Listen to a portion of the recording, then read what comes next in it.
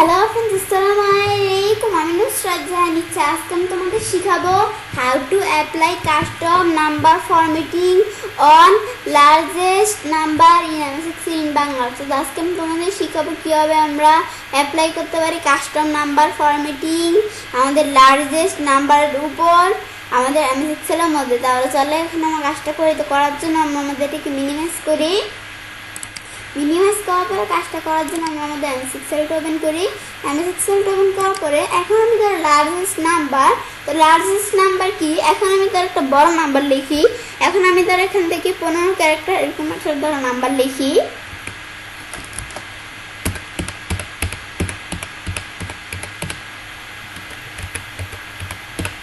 লেখার পর আমি যদি এখন এন্টার দিই তাহলে নাম্বারটা কিন্তু এভাবে চলে আসছে। বা আমি যদি কলামটা ধরো বড় করি তবুও কিন্তু কাজ হচ্ছে না, নাম্বারটা কিন্তু এরকমই আছে।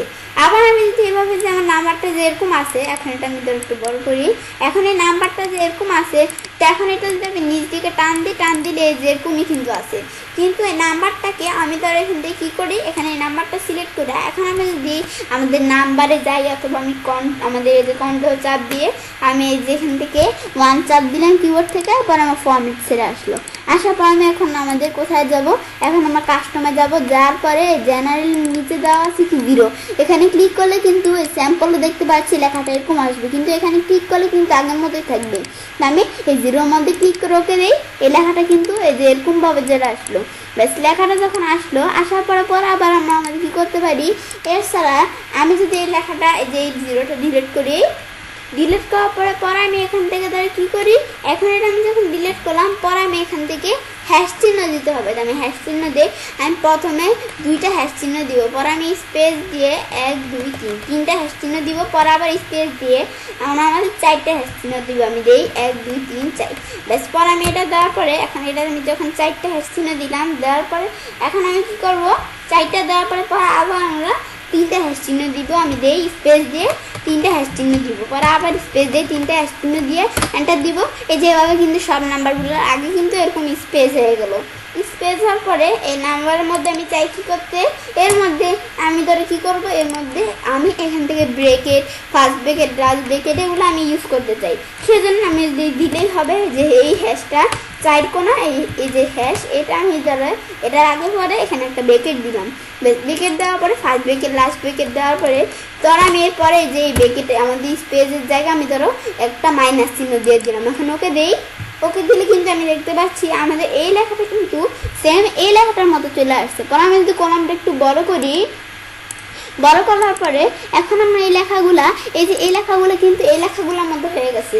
কিন্তু আমার এই লেখাগুলো যে এখানে এই নাম্বার ছাড়া আমি যদি অন্য কোনো নাম্বারও লিখি, অন্য কোনো নাম্বার লেখা এন্টার দিই, এই যে এরকম আসছে। পরে এই নিচ থেকে আমি ধরো আমাদের আরেকটা নাম্বার লিখি, এই যেটা কিন্তু এই যেভাবে এরকম চলে আসছে, মানে সেম বিষয়টাই চলে আসছে।